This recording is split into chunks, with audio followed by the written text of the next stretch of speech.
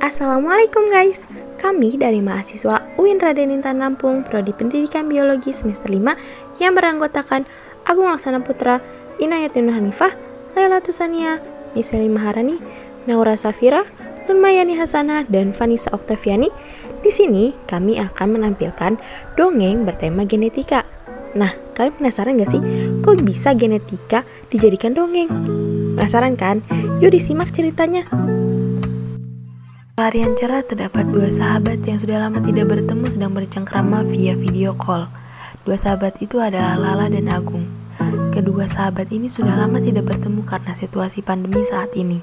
Di tengah pembicaraan hangat mereka melihat perbedaan fisik di antaranya. Agung pun mulai membuka pembicaraan mengenai perbedaan tersebut. Lala, apa kabar nih? Hai Gung, alhamdulillah baik kok, kamu sendiri gimana? Alhamdulillah, baik juga. Wih, sekarang Lala mancung ya? Iya enak aja, udah dari dulu kali, kan aku keturunan dari ayahku. Iya juga ya, La. Hidung kamu mirip ayah kamu ya? Iyalah, itu namanya aku nurunin gen dari ayahku. Emang gimana sih? Kok bisa fisik kita turun dari orang tua kita? Ya bisa dong Gung, setiap orang itu berbeda-beda karena adanya pewarisan sifat yang diturunkan dari orang tua kita kepada kita.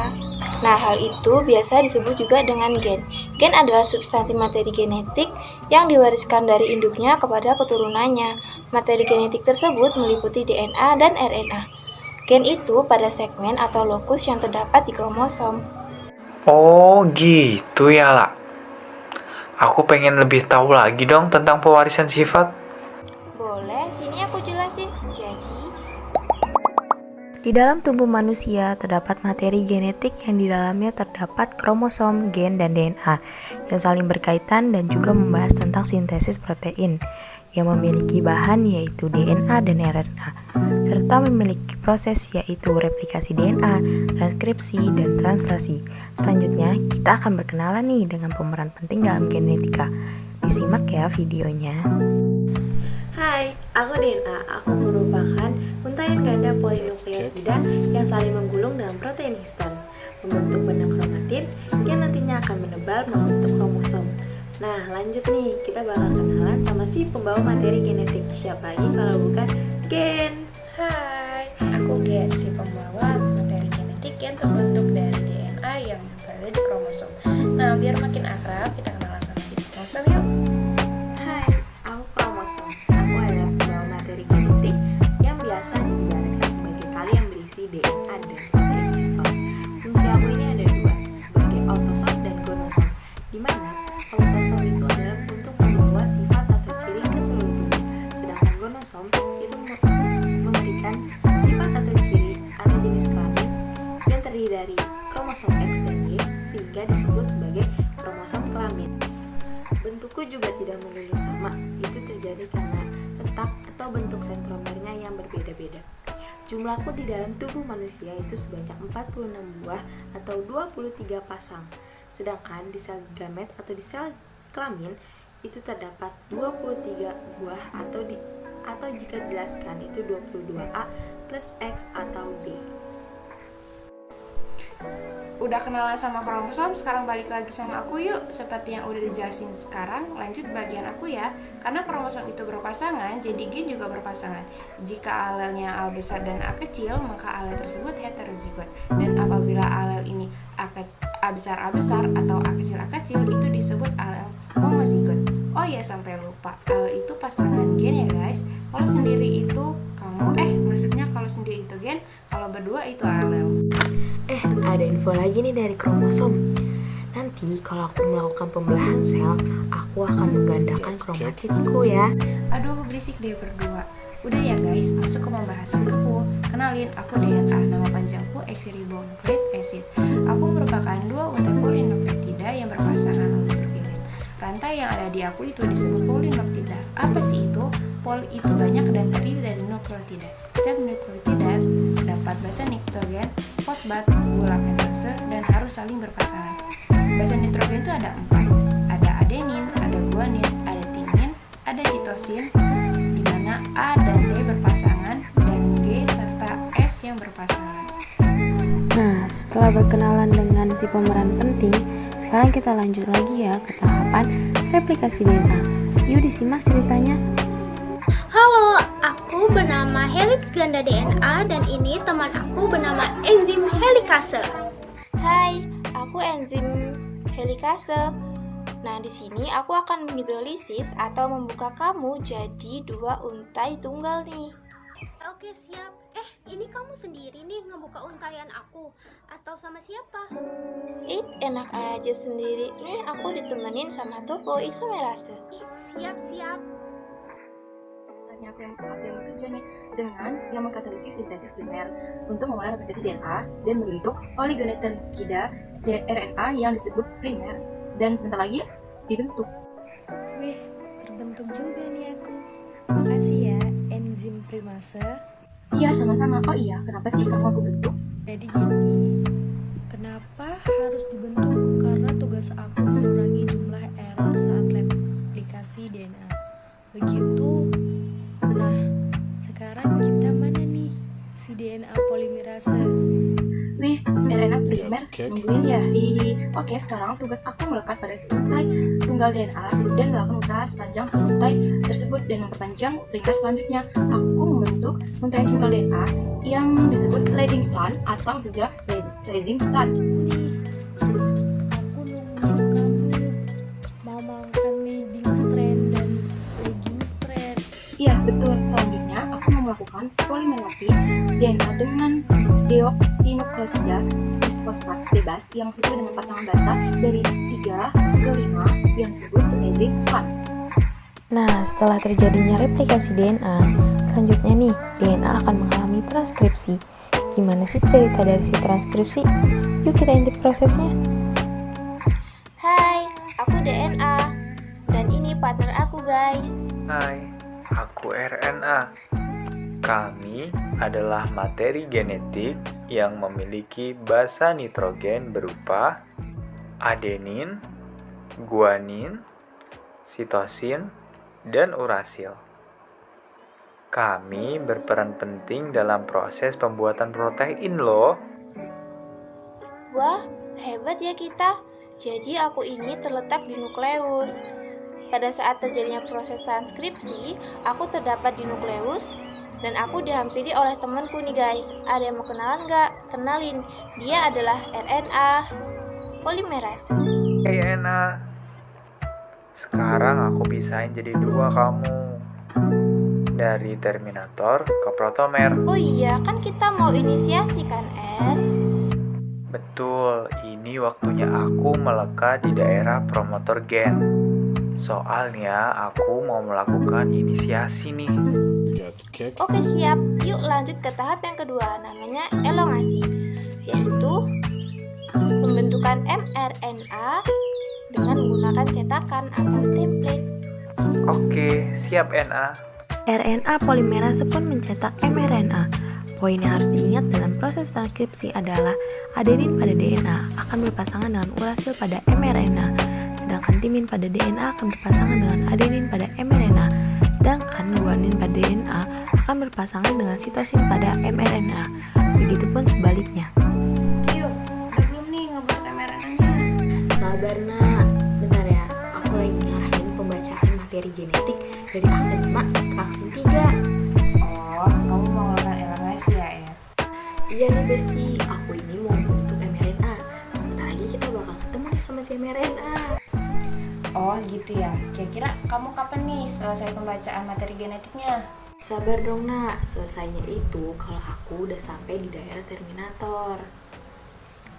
Nah udah nih, sekarang kita sambut ya, sambut si mRNA. Hai guys, aduh akhirnya jadi juga nih aku. Kenalin, aku mRNA. Nah dateng juga nih si mRNA. Nak, kamu ini mengandung apa sih? Nah iya nih, aku mengandung urutan basa nitrogen yang dikenal dengan nama kodon. Oh iya, nah kan aku udah terbentuk nih. Nah sekarang aku mau lanjut ke sitoplasma nih untuk melakukan translasi. Ya ditinggal lagi, padahal baru sampai. Kita LDRan lagi dong. Ya udah, hati-hati ya. ya di jalan, awas tersesat. Harus lewat pori-pori nukleus ya. Hati-hati. Oke siap, makasih ya, dadah.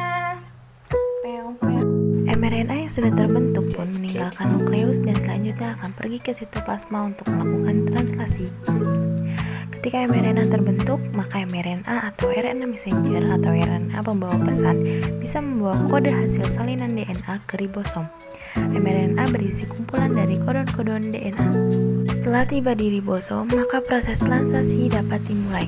Translasi merupakan proses penerjemahan kode DNA sehingga menghasilkan rantai polipeptida penyusun protein. Lalalala, sampai juga nih di ribosom. Saatnya si ribosom subunit kecil melekat di samaku. Mana nih? Aku udah melekat nih. Aku bergerak dari kelima, ketiga, sampai membentuk kodon AUG. Oh iya, setelah kodon AUG ketemu, berarti si tRNA datang dong, Rip. Yap, betul sekali. Aku udah nemu kodon AUG. Bentar lagi si tRNA datang. Hai, sekarang aku akan melekat dan terikat sama mRNA nih. Iya, Matt. Kamu membawa komponen apa saja sih? Jadi, aku membawa komponen berupa asam amino mention dan antikodon UAC. Setelah tRNA terikat pada mRNA, maka ribosom subunit besar akan datang dan akan juga terikat pada ribosom subunit kecil untuk melengkapi proses inisiasi. Ribosom subunit besar memiliki 3 daerah atau aseptor site, peptidyl site, dan daerah extensor site. Selanjutnya akan terjadi tahap elongasi. Hai mRNA, aku akan terikat dengan badanku nih, si ribosom subunit kecil, dan nempel ya di kamu untuk melengkapi proses inisiasi. Siap. Sudah tahap elongasi nih. Berarti saatnya asam amino yang datang. Berarti temen-temenmu datang dong. Iya nih teman-teman, soalnya aku udah di daerah excite pada ribosom unit besar. Bentar lagi aku keluar nih dari ribosom. Tenang, aku datang nih. Aku mau antikodon nih guys. Aku dibentuk oleh RNA transfer. Saat terjadi tahap elongasi, asam amino yang lain akan dibawa pada rantai mRNA oleh RNA transfer dengan membawa antikodon. Untuk dapat mengetahui jenis asam amino apa yang mengkode kodon, maka dapat dilihat pada tabel triplet kodon. Ya udah, aku masuk ke daerah A ya, di ribosom subnya. Setelah asam aminolis memasuki daerah A pada ribosom subunit besar, maka ikatan peptida akan terbentuk di antara kedua asam amino mention dan asam aminolis pada daerah P. Aku pindah ke triplet kodon berikutnya ya. Karena aku bergeser, berarti si tRNA mesin bersiap untuk keluar dari tubuh aku dong. Nih, karena si ribosom pindah triplet kodon, jadi aku keluar dari tubuh kamu ribosom. Soalnya aku mau melepaskan asam amino aku dan aku bakal di daerah exit. Artinya aku mau keluar, guys. Ya, si tRNA mesin keluar, berarti aku sendirian dong. Tenang, kamu gak sendirian kok. Nanti juga datang teman baru kamu, si tRNA PHE. Dia akan menempati daerah A di tubuhku. Tapi kamu juga akan keluar sama seperti tRNA mention jika sudah memasuki daerah exit dalam tubuhku. Iya nih, aku juga bakal keluar dari tubuh kamu. Keluar tRNA jika sudah memasuki daerah E atau exit pada ribosom sub dan melepaskan asam amino, lalu akan datang kembali asam amino yang baru pada daerah A pada ribosom. Siklus ini akan terus berulang sampai pada tahap terminasi. Terminasi terjadi apabila salah satu dari 3 stop kodon berada pada daerah A. Kodon ini dikenal oleh protein yang dikenal sebagai protein release factor. Sudah saatnya aku keluarin dari tubuh kamu, soalnya aku udah di daerah di tubuh kamu. Dadah. Ya, si mention sama lisin udah keluar. Sekarang gantian giliran si asam amino tRNA Glini yang masuk. Hai Rip, aku datang. Hehehe. Stop. Kodon udah di daerah A nih. Si protein rilase faktor sudah masuk dalam tubuhku. Iya nih Rit, berarti secara otomatis polipeptida akan rilis dan dari tubuhmu juga akan terpisah.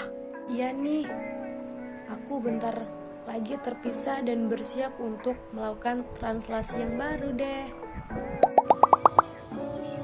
Nah, jadi gitu Gung, kenapa kita bisa mewarisi sifat atau gen dari orang tua kita. Oh gitu ya lah. Kamu ngejelasinnya detail banget loh. Makasih ya, jadi nambahin ilmu. Bisa aja kamu. Ya udah aku matiin dulu ya, aku mau belajar dulu. Assalamualaikum. Iyalah, waalaikumsalam. Nah, jadi DNA RNA kromosom sebagai pembawa materi genetik, setelah itu pada replikasi DNA bertujuan untuk memperbanyak DNA, kemudian pembentukan RNA yang spesifik oleh DNA, sehingga mRNA berisi kode-kode yang merupakan rumusan dari protein yang harus dibentuk pada proses transkripsi, yang terakhir proses penerjemahan kode DNA sehingga menghasilkan rantai polipeptida penyusun protein oleh proses translasi. Nah, dongeng udah selesai nih. Terima kasih ya yang udah nonton. Kurang lebihnya mohon maaf. Kami pamit undur diri. Wassalamualaikum warahmatullahi wabarakatuh.